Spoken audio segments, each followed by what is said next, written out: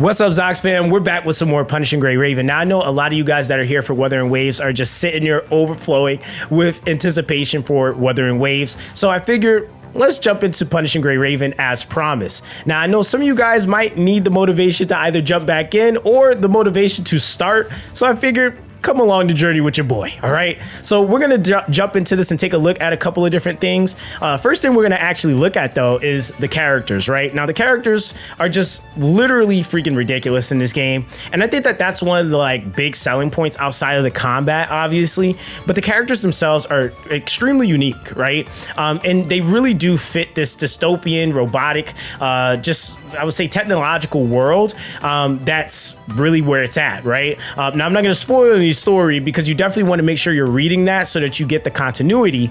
But I also think that this is a great opportunity to give you a reference of what might be potentially being, referred or translated into Wuthering Waves as far as character designs and things of that nature. And like I said, it's pretty expansive on what characters you can get. There's a husbando or a waifu for everybody. And even down to team comps, there are metas, but you could technically play how you want. And I mean, that's kind of the thing with this game too, is that it's extremely free to play friendly. So any of the units that you see, especially out of the Omni frames, these are typically units when their banners first rotate that you can get within a certain amount of pools. And within that time frame, it is accessible as a free to play to be able to save that amount to be able to guarantee that character. So it's always like a huge plus for anyone that's looking for an amazing free to play experience to play Punishing Gray Raven. And I think that, and I'm really hoping that that same thing and experience is going to translate and be even more expansive in Wuthering Waves. Now, outside of that, we obviously got the combat. We got to show the combat off, right? So we're gonna go to the last chapter I actually did on this account, and I'll show you guys some of the combat. Now, I might get clapped on this stage, just saying. I might get clapped. I'm not gonna sit here and be like, yo, I'm the best player ever. I ain't Rexland. I'm not Rexland. But hey, we're gonna try to do something here. So let's see. Let's see if we can get some combat going. Ooh, hit a dodge. Let's go. So this is my Chrome Glory right here. Got this dude already beat up. So yeah, the skills go kind of crazy. Go ahead and swap. So this is the Imperia. So you got all different types of units. You got your range. You got them all, man. Oh yeah, I forgot this guy goes invisible. Oh my God. Hold on. Imagine doing a tutorial getting spanked. Here we go. All right, there you go. Get this man. So yeah, the combat absolutely goes insane. There we go. We got the dodge. I don't know where he went. Oh my God. Oh my God. He's somewhere over here. Here we go. All right, there we go.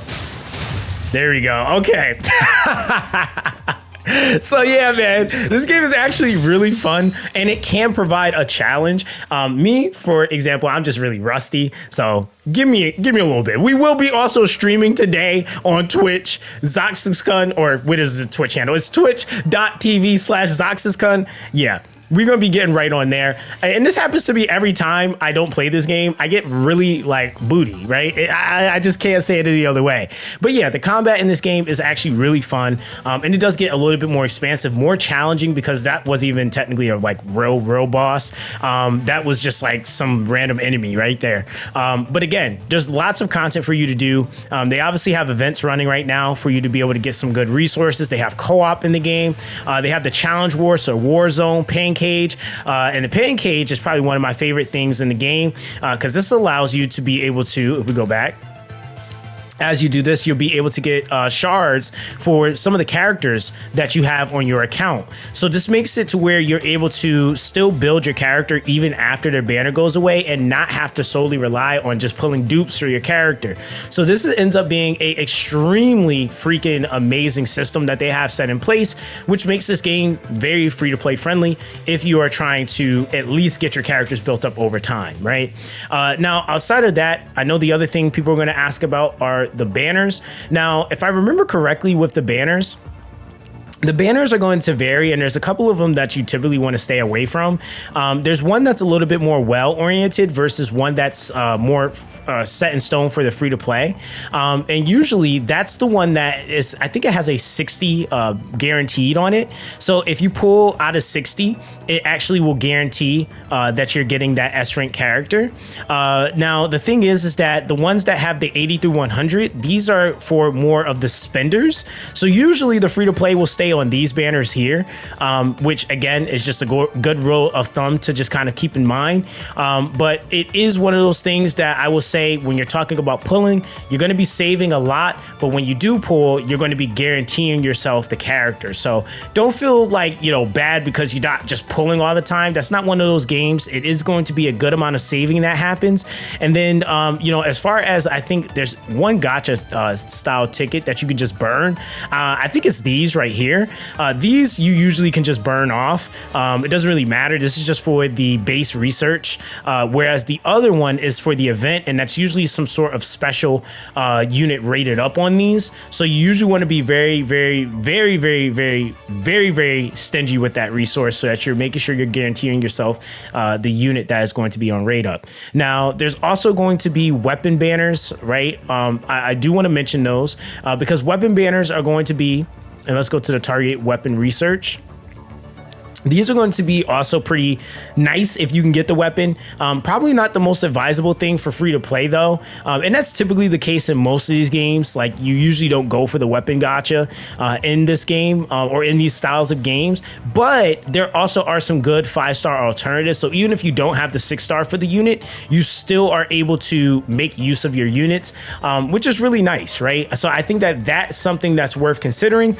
And it's a little bit cheaper in terms of how many pulls you need to do to get the 6-star weapon to show up.